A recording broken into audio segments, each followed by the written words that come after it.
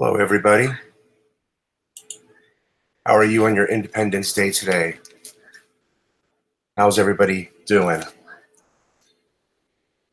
assuming it's 4th of July for most of you. Hey, what's up? What's up, Jen? How are you? Good to see you. Happy 4th to everybody who's celebrating the 4th of July. Just wanted to say hello. I'll turn my camera on here and there. I'm going to roll a cigarette. Someone care to join me? Let's have a cigarette together. Smoking's good for you, on the contrary to what public opinion says, especially when you roll them yourself. You don't have to deal with that filter, that cancer-causing filter. Good old natural Indian tobacco is always the best. So what's everybody up to? Thank you, Jen. Do you guys celebrate 4th of July in Canada? I know that might be a stupid question, but kind of it might not be. You might tag along and join our celebration and festivities. Do you guys celebrate, Jen? And are you in Canada?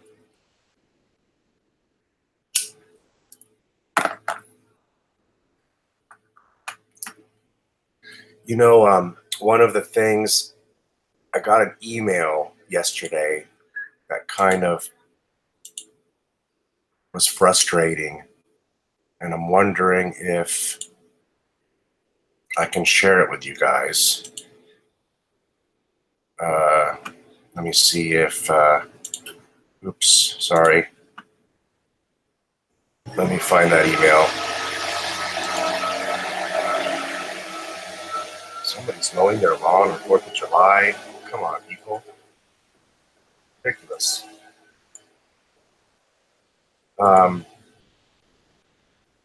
Okay, where did I lost it?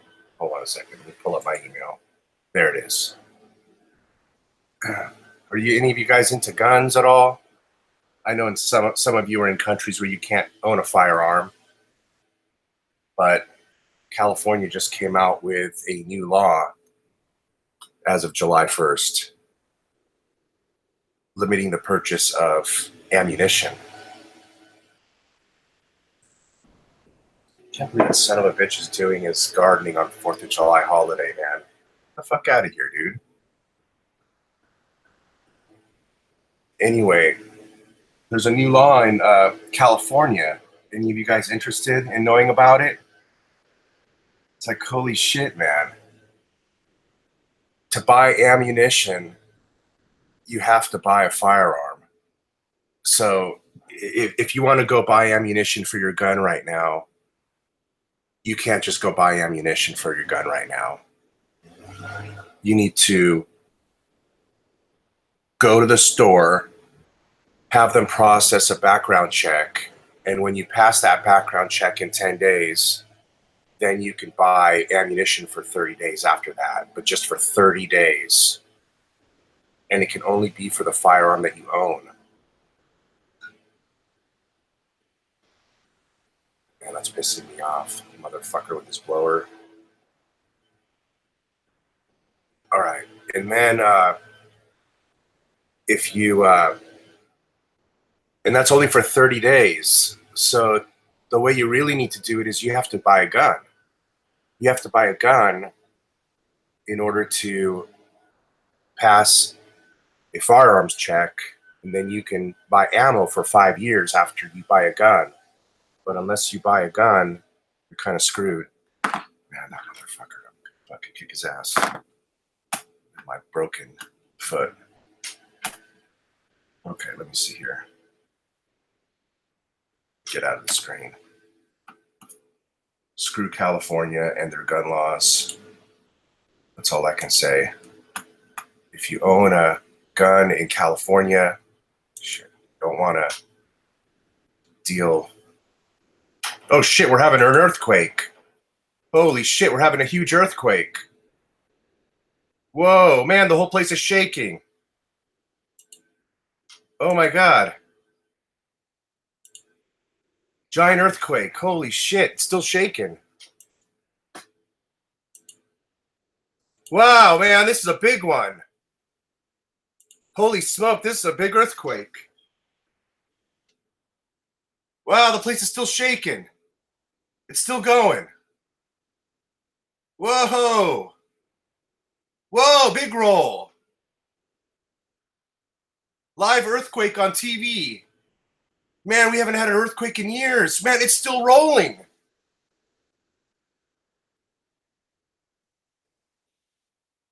Man, it's still going. Guys, there's like an 8.0 earthquake going on somewhere in California. This thing is still going. Did anybody time that with their chronograph? Man, it's still rolling.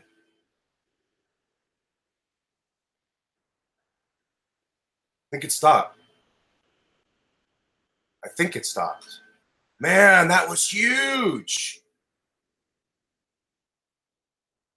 Man, that was huge. Okay, enough excitement there. Cigarette went out. Holy shit.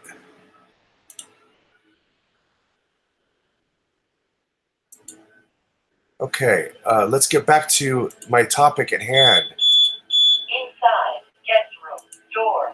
Man, that shook me up. That was a big one. Okay, man, that was a big one. I guarantee you somewhere there was a 8.0 earthquake with extremely serious damage, because that was huge. I mean, I haven't felt an earthquake like that since I was a kid. I got to tell you, that was huge. That was a huge earthquake, man. Wow. I mean, somewhere, wherever that epicenter was, they're fucked up. They're fucked up. I guarantee you. I mean, that rolled for, what was that, 30 seconds?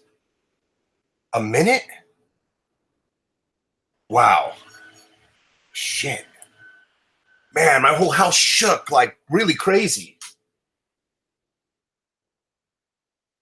My heart's still pumping. I'm trying to relax.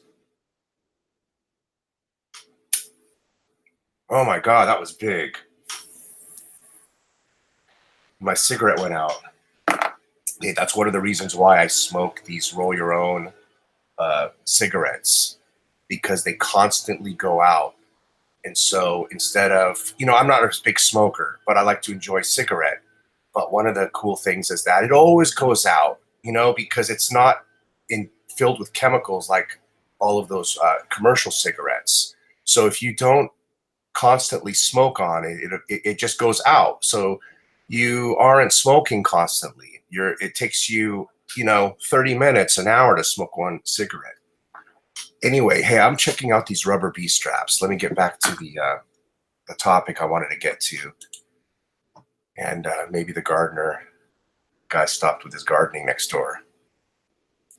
Boy, that earthquake really threw me off.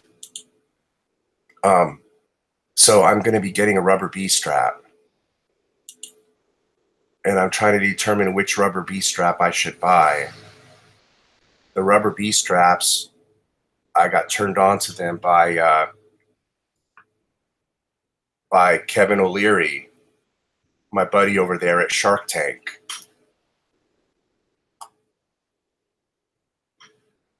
Boy, is AC3 visiting? Man, I know. And you know what? Most of you guys aren't used to earthquakes. I don't think any of you ever see or are in earthquakes where you guys are at, right? Man. Oh, too bad I didn't have my camera on live when it was going on. I was trying to switch over, but I was a little panicked. I didn't know how to switch my camera over. But let's see here. So here's how you pick the rubber B strap. I want one of these rubber B straps. All right. Kevin O'Leary turned me on to it. I just saw it on his videos, and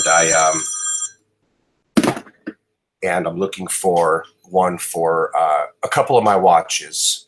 I was looking at my watch collection, and I was trying to determine what do I want to wear, what bracelets do I not want to scuff, and And the first one that came to mind here is the Rolex ceramic Daytona. So what am I going to do with my black dial ceramic Daytona? Well, I want a rubber strap on it. I haven't worn it yet. I've had the watch for a couple of months and I haven't worn it yet. I've worn it out one night, and I already scuffed the bracelet a little bit, you know, on the clasp like you normally would. It still has most of the stickers on it. So I'm just going to take off I mean, it doesn't matter. I mean, who cares? You know, these things get polished out one time. You know, I can wear it for 10 years and polish it out in 10 years, and it's going to look like the day I bought it. But I do want a rubber strap. Everest is a good rubber strap too, George. Yeah, you know, probably. I'm actually a customer of Everest. I've bought a here, let me see if I have a picture of one of my watches with an Everest strap on it, George. I do actually here. Let me show you. But it since has been worn and fell apart, and it's not on the strap anymore.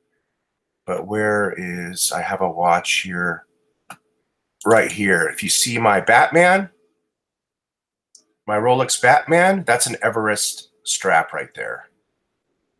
And it's one of those racing straps, those racing leather straps. And it was cool. It's integrated into the bracelet. It wears very well.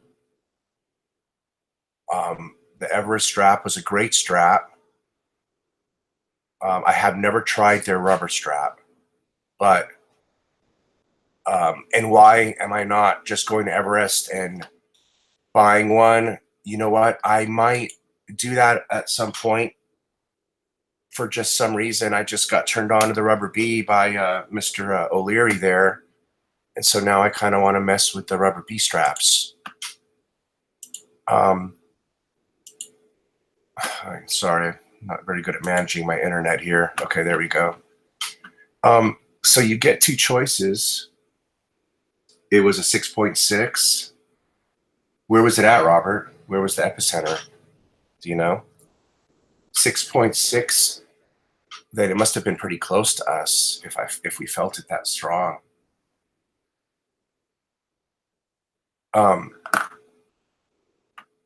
We had so you get to choose between your using your own original Rolex clasp, as shown here, or you can use option B, their Tang clasp, which you buy from them. Okay. You know, I mean, I guess if you want to preserve the original clasp unpolished, you would go with option B and use the Tang buckle, certainly.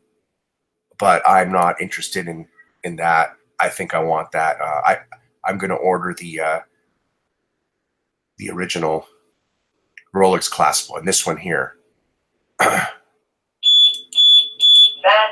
window. Sorry, I have an alarm on every window and everything in here, and it tells me when something's being opened. So here's what originally happened to me. You guys know that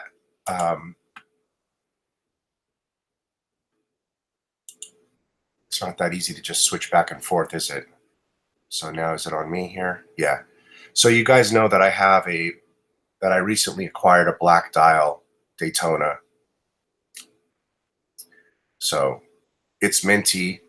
I've only worn it out to dinner, I think once or twice. You know, so it's in perfect condition. The bracelet's completely in mint condition. I mean, you know, a little bit of scuff there from the 2 times I wore it. These things are scratch magnets. What do you want to do? But I mean, I still have all the stickers on the outside of the case, on the edges of the case. And like I said, I've only worn it about 6 hours, 5 hours. And, you know, yep, I still got all the stickers on it. Still got all the stickers on it. So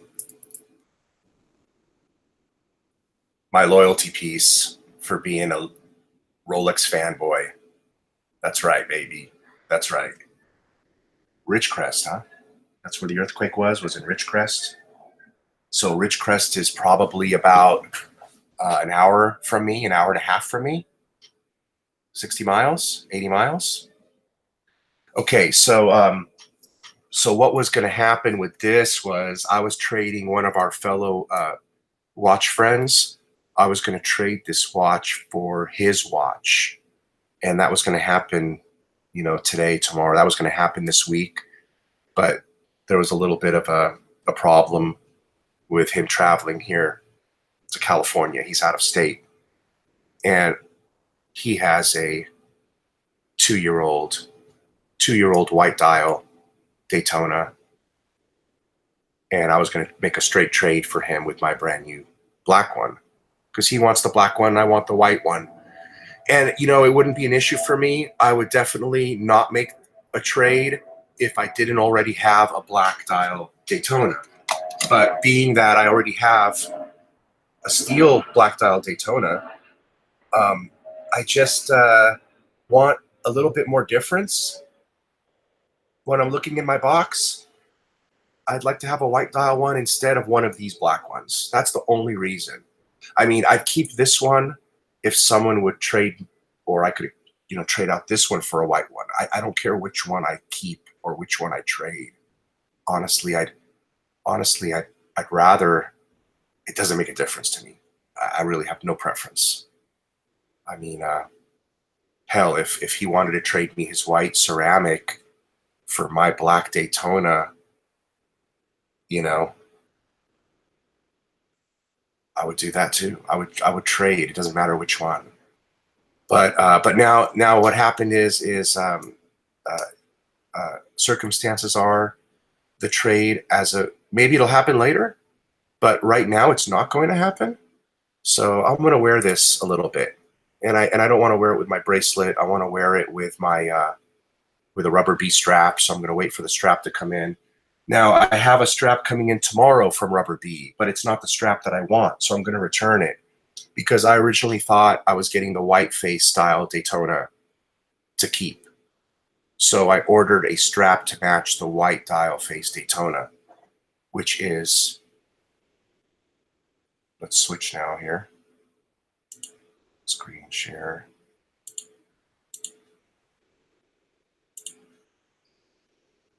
So here's the white face style Daytona. Hey, what's up, blue shirt? Here's the white face style Daytona. And that's the strap that I bought. That's coming tomorrow. The all black strap. That's what my watch was going to look like right here. Doesn't that look good? I really looked at all the variations of it, and I decided the all black was perfect for this watch. But now that I'm not doing the trade, at least for now, and I'm going to have my black dial on a strap, I changed my mind. I do not want the all black strap for the all black watch. It's a little too much. It's a little too much black. See what I mean? My cigarette went out, so by now a normal person would have already smoked 2-3 cigarettes, but I'm just going to take a couple of puffs and it's going to go out again. So, so I sent them an email last night letting them know that I'm going to accept and return this black strap because I've changed watches. And there it is with the clasp. Really integrates nicely. I'm sure just as well as the Everest brand. But, you know, I'm going to go with one of these. I'm actually going to go with 2 of these. And I'll show you what I'm going to get. So, so I told them that I want to change it to this one. Right here. That's the one I'm getting. And that's it exactly on my watch. Right there. Fortunately, they actually have a picture of it with my watch.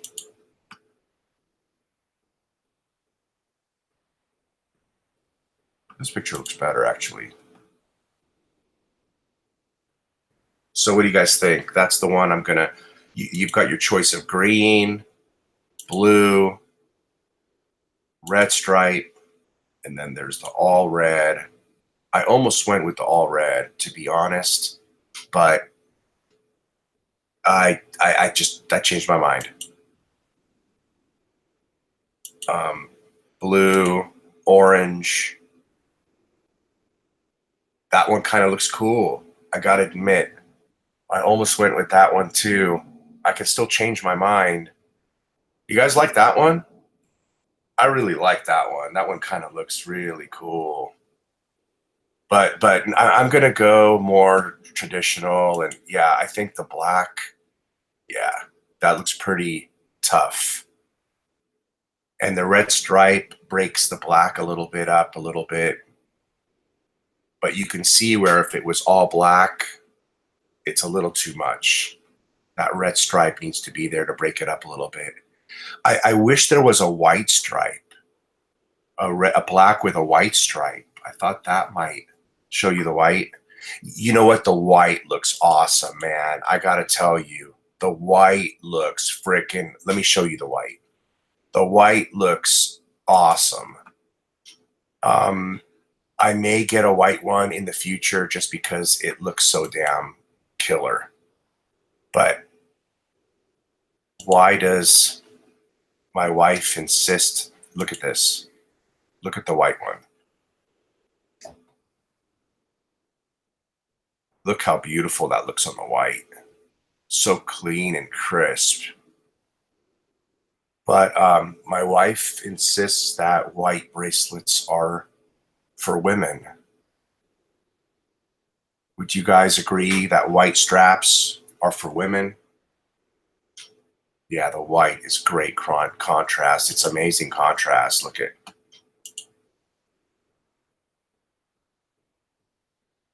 it's amazing.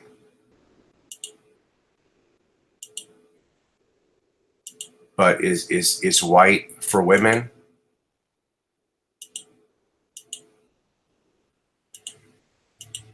I mean, this guy in this picture looks a little fruity. I would classify him as a transgender. Okay, blue shirt. So blue shirt agrees. White is for women or transgender folks. Now I married a tranny, but I'm not one. My tranny is my Omega Speedmaster. Ha ha ha. My transitional tranny Speedmaster. So the white one does look pretty killer though, doesn't it? Blue shirt. Hey, what's up, bud? How are you, my friend? Bud says they're not for women. Well, yeah. You know, so anyway, that whole debate, that's why I didn't go with the white strap. So I can always, you know what, these are $220. They're not bad for the price. You want to change up the whole look of your watch, $220, so it's not bad at all. So anyway, so the black one is coming tomorrow. I'm returning it, and I'm gonna get, I think I'm gonna be really good with this one. And the red stripe, you know, is gonna match the red in the Daytona on the watch. It's not quite the same red. The red on the Daytona is much deeper. To be honest, you could hardly see that it even exists, kind of like on this picture.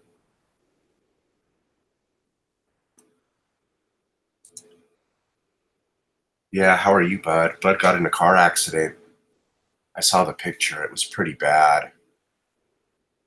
And I know usually you don't feel the injuries for quite a while after an accident like that. Are you feeling okay, bud? How's your son? Is your son okay?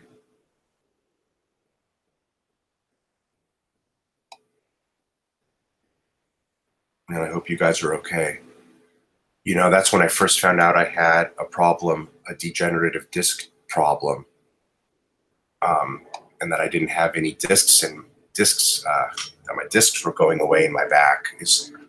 I got into a pretty bad car accident, and I ended up going off the side of the road and going head on with a tree in my Dodge truck, and keeping my foot locked on the brake pedal sent the shock. All the energy went from the accident through the suspension into the brake pedal into my leg that was locked on that pedal, and it aggravated lots of my back and exemplified the injury.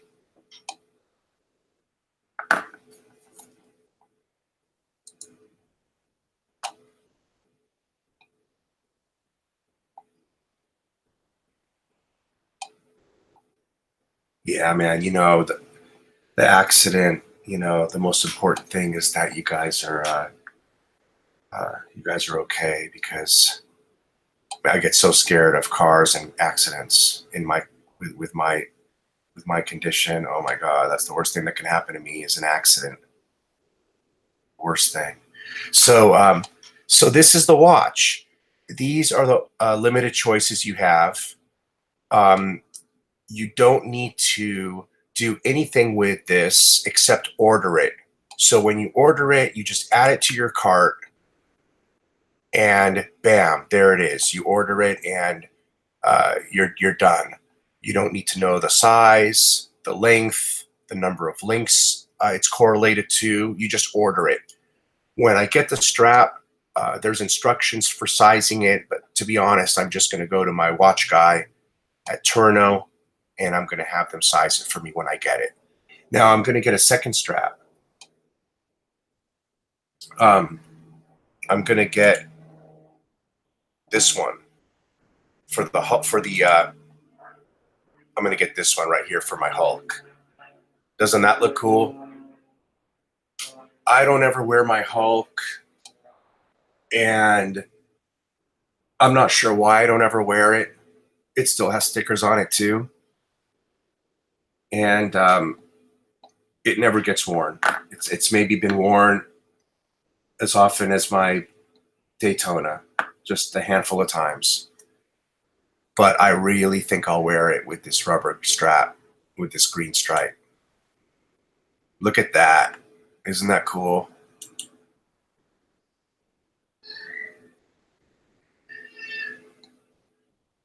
George likes the white strap on the Hulk. I wonder if they have a picture of that. That would look pretty crazy. There's only one drawback on getting this strap. It has the Tang buckle. You know, don't ask me why they didn't expand their technology for these striped colors. But if you want to use your Oyster clasp, you have to go with a solid color. To get this green stripe for my Hulk, I have to go with the Tang. So it is what it is, and it costs more. It's $60 more. You know, so I think I'm going to do it. I'm going to order both those. Those are the two straps I'm going to order on tomorrow when I revise my order with them. I'm going to get both of those.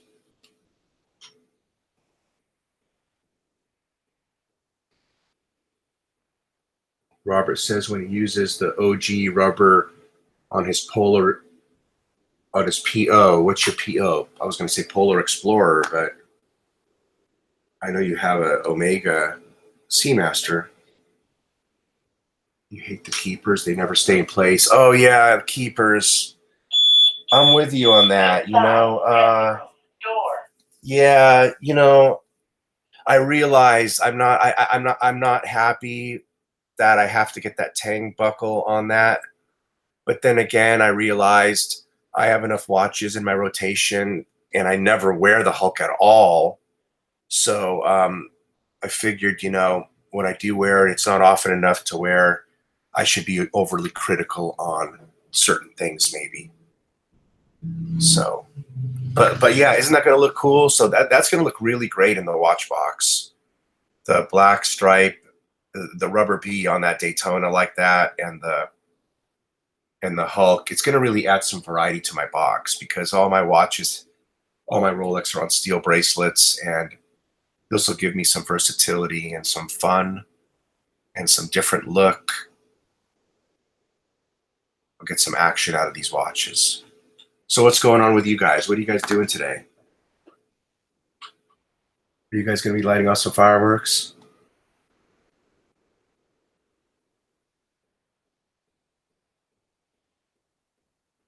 I love Omega. The Planet Ocean is a great watch. The Planet Ocean is a great watch. As a matter of fact, Robert sent me a photo of his watch. He just got it serviced, and it's a beautiful watch. It's absolutely. Do I have a picture of Robert's watch up here? I don't. Oh, maybe. It's a beautiful watch.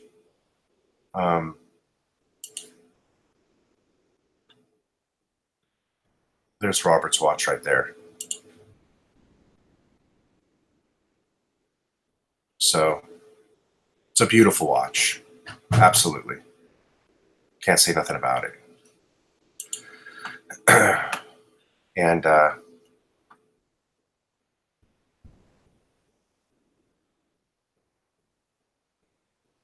my Speedmaster will be arriving.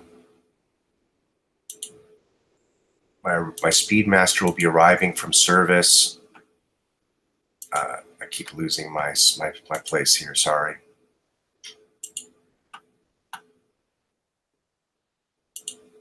There we go. My Speedmaster will arrive from service. Hopefully Friday or Monday. One of the pushers on the chronograph was bent, and so he's replacing the pusher.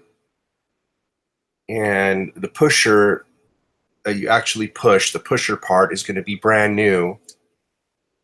So it might have a little bit of a new look to it, but it's an identical part. It's an identical Omega part. The part hasn't changed since 1968. He said it's the same part, same specs, everything. So it shouldn't affect the value of the watch. And then he's giving me the old parts back for the sake of having the old parts back. Later, bud. We're getting ready to go to the beach here. It's only 11 o'clock in California. We're going to go to the beach. Going to pack up the little kids, go to the beach. And then we're going to come back here and barbecue, light off some fireworks.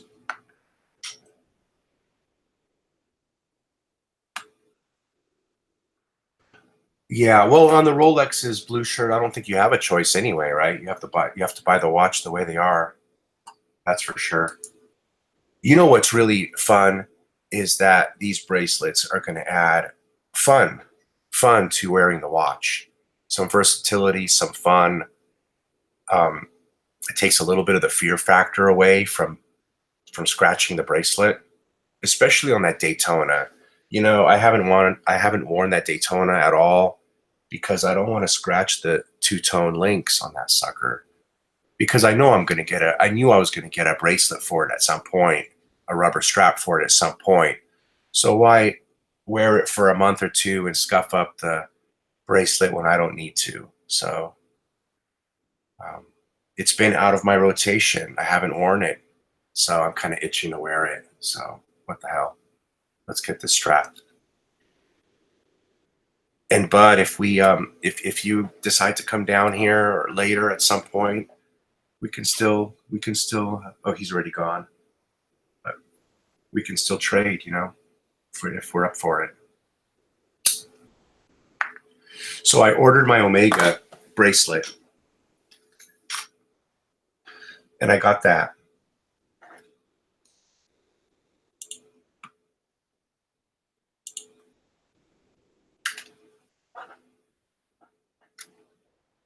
This came yesterday.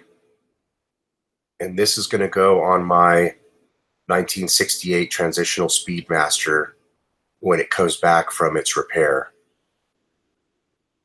So I went ahead and sprung for the bracelet and the links, the original 1039.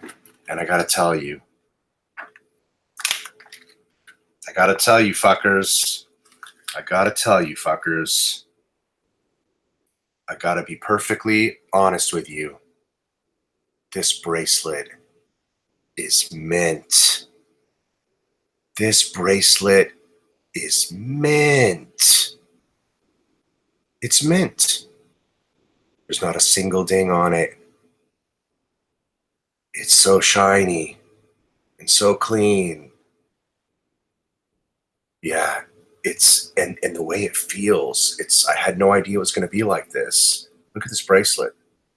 It's so soft. It feels more comfortable than a president. It's soft. It feels so delicate and soft. I'm afraid to wear it. I'm afraid I'm going to break it. But yeah, boys. Yeah, boys. I sprung for the 1039. This bracelet cost me $2,000, $2,015. Wow.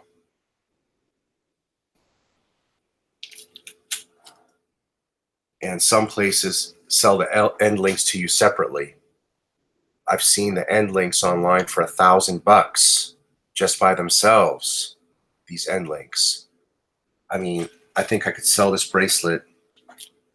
I think I could sell this bracelet on its own for $1,800 and sell these end links for $900 or $1,000, and I could come up $800 on this transaction alone. I'll bet you anything.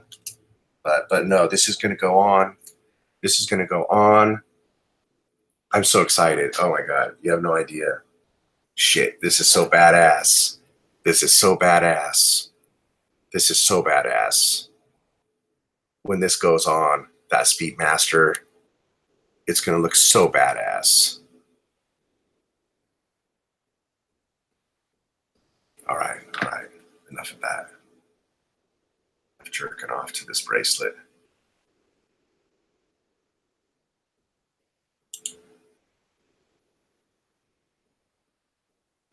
Yeah, I think I'm gonna wear it. I'm gonna wear that sucker.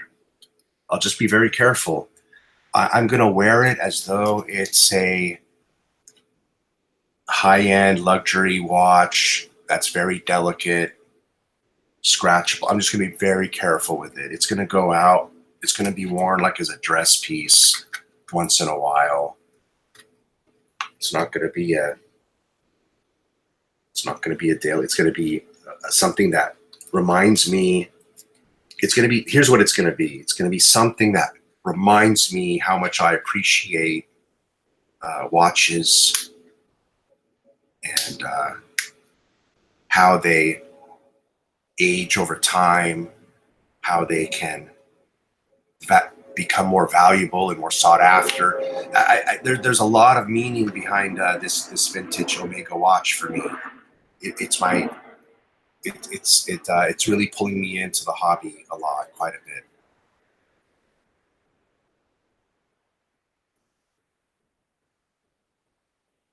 Yeah, I gotta be perfectly frank and honest with you there.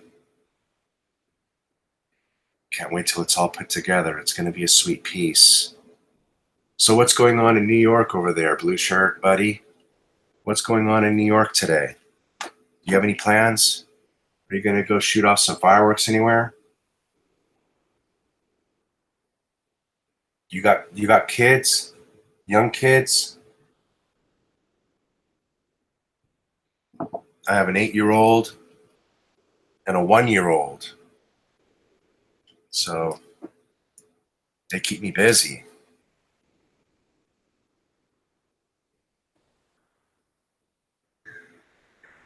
And they're keeping me having to work a little bit if I want to keep buying watches and still support the family. yeah, we're just going to light up some fireworks and barbecue here in the afternoon. And that's about it. But yeah, so the Omega bracelet came through. I shopped hard for that. It was hard to find a good quality one for the price. So let me tell you, on that Omega bracelet, I saw bracelets from $1,500 to $2,400, and none of them satisfied me in quality, except the ones on the higher end. They must have known it. But one of them was in Australia. I didn't want to mess with it. How much would it have cost by the time it gets here? And but then Rick actually found this for me on the Rolex forum, and he forwarded me the link. And the guy had a pretty good history on Rolex forum, and he had a website. So I pulled the trigger and got the bracelet for him. I didn't really save anything, but what I did get was I got the bracelet, and I got an exceptional quality one at that. I mean, I'm happy. I should be happy. Condition is everything. Condition is everything. And same thing with that dot over 90 bezel I have on my on that Speedmaster. That dot over 90 bezel is in pretty darn good condition, which seems to add a tremendous value to that watch. The person I bought the bracelet from actually has a 1968 transitional Speedmaster like mine. If anybody is interested, you can go to his link. I think it's a good deal. I just, the bezel isn't as good as quality as mine, but he does have a 68 transitional Omega for $7,500 without the bracelet, and I paid $9,000 for mine. So basically, you're looking at $1,500 cheaper than mine, and you can consider that a little bit of a discount due to the bezel quality. So let me pull it up for you guys. Maybe some of you are interested in seeing it.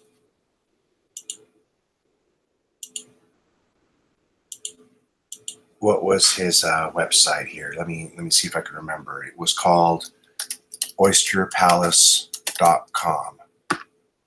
All right.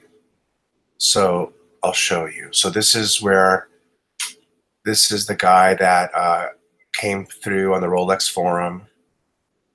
He had an Omega bracelet. I bought it from him. And where's the Speedmaster? And here it is.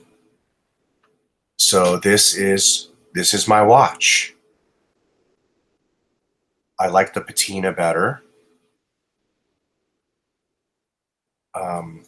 But the bezel, hey, the bezel's not that bad. The bezel isn't that bad. I think the bezel is reasonable. And for the price, I think it's reasonable. I paid $9, and you can check on eBay and check around. You can see how much these are going for. I think he's underselling it. So this is it. Look at the dial. Looks pretty nice, guys. So maybe one of you is interested in getting a watch like this. So now you can see how my bezel is exceptional, because my bezel is exceptional, which adds tremendous value to the watch. But I got to be honest with you, fuckers. This bezel looks totally fine to me.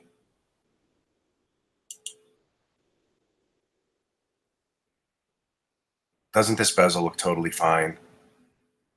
Hell, this bezel doesn't look bad at all. So I think this is a good watch right here, motherfuckers. Hell, in my opinion, you could get this sucker and flip it the next day. But what do I know? I'm not that much of an expert to know that for sure. But in my mind, that's kind of what I see. But hey, it's a nice watch. As long as you don't mind that it's chewed up a little bit at 12 o'clock on the bezel. If that doesn't bug you. It really doesn't look that bad.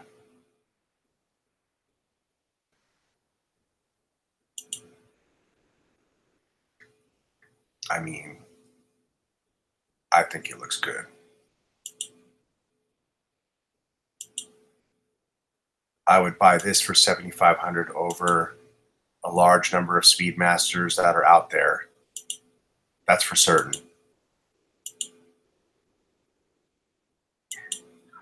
Why would you buy a 69 or a 70 or a 71 when you can buy this one?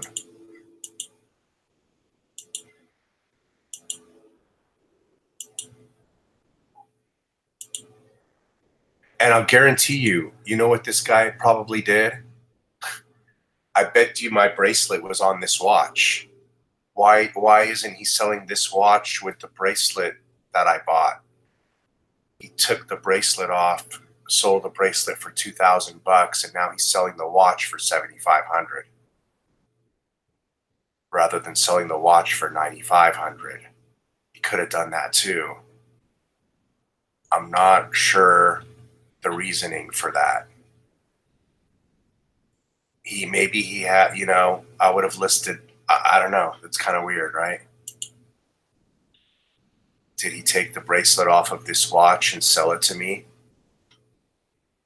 Or did he genuinely just have this watch come in and he's selling it as it came in? What do you guys think of this bezel? Do you think this bezel is too messed up? Right here at 9 o'clock, you can see that the bezel's not perfectly round. Looks like it's been dinged. Do you see that right here where I'm rubbing with the cursor, the mouse pointer? Doesn't it look like it's been dinged right there? It doesn't look perfectly round. So let's look at another picture of that. Yeah, it looks like it was dinged a little bit. So it's got one ding here between the 75 and the 80.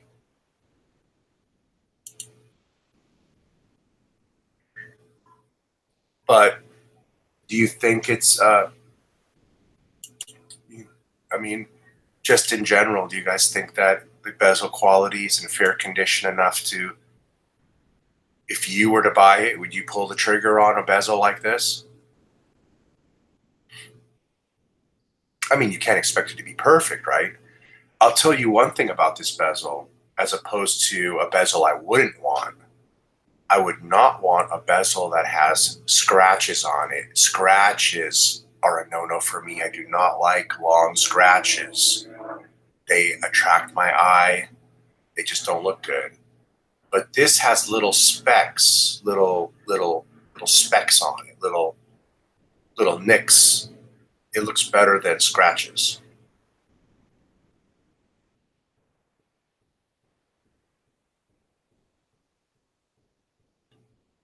Yeah, I think for what you're getting here, the dial is beautiful.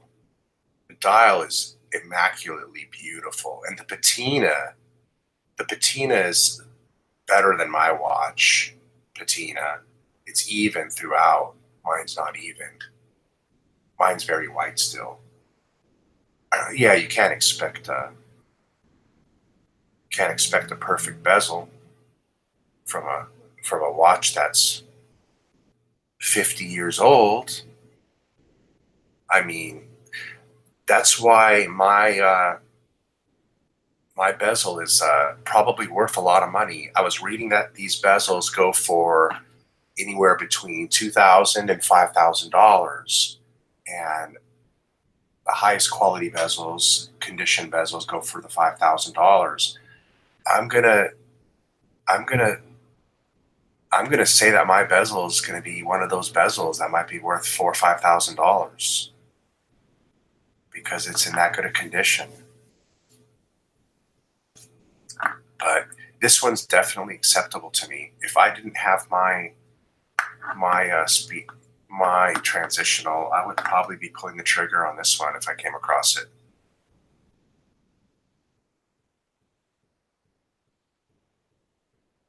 And you know, I bought from him the bracelet. I prepaid him on PayPal.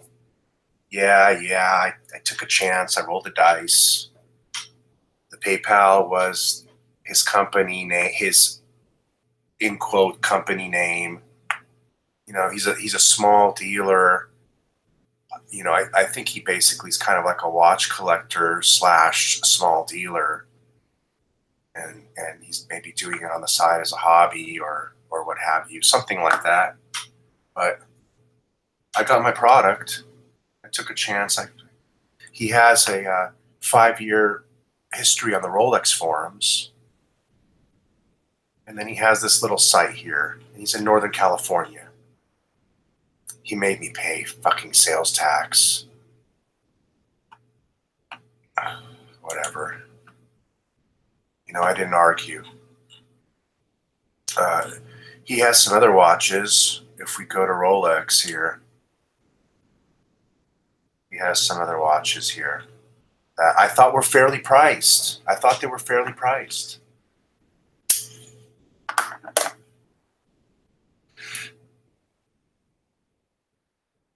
Yeah, right, Rooted Rotor.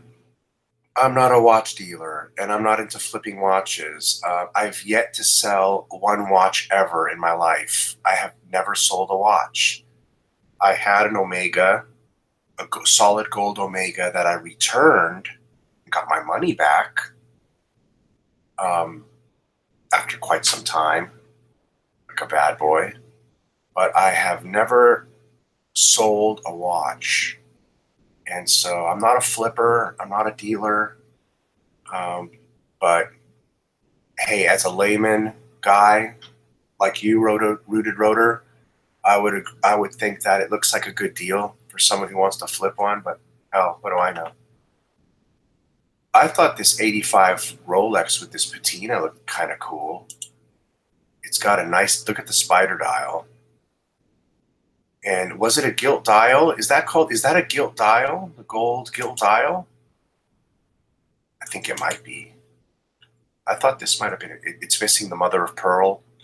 Looks like the mother of pearl's broken off. But check out that dial. Look at this. Isn't that absolutely amazing looking?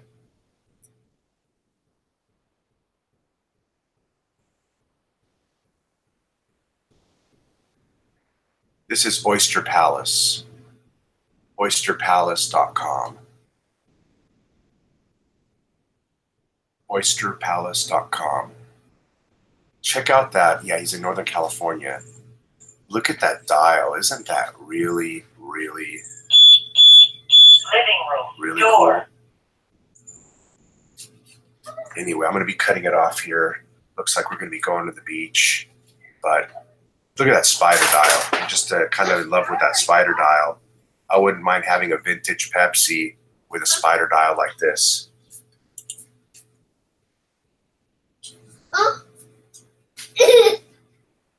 Okay, no gilt. It's when the letters are gold colored where it says Rolex. Okay, thanks. Hey, here's a Milgauss for $6,300. I mean, is that a bad deal?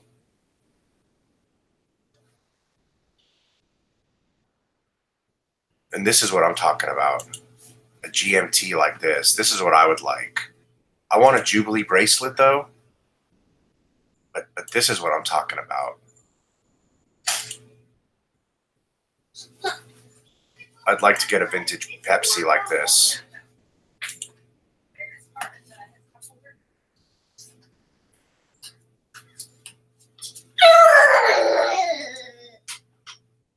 Hey. Anyway, yeah, he's got some nice watches. Not much of a selection, but he does have some nice watches. But these are sold out. Sold out. These are all sold out right here, so it stops right here. The 1016. Where's the 1016? 1016.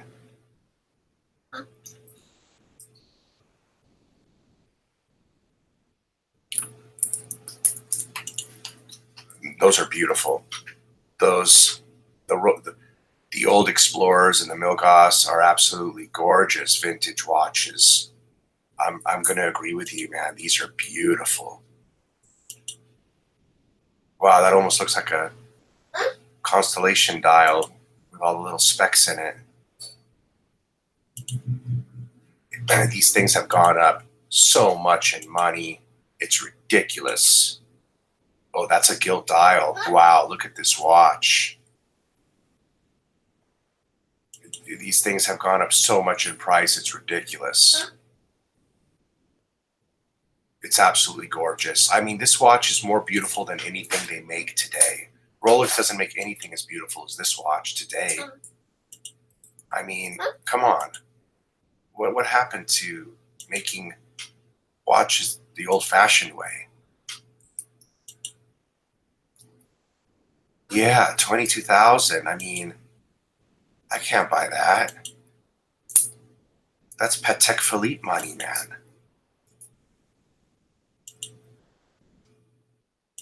And one of the things too about getting something so expensive and vintage like this is that do I know how to take care of it?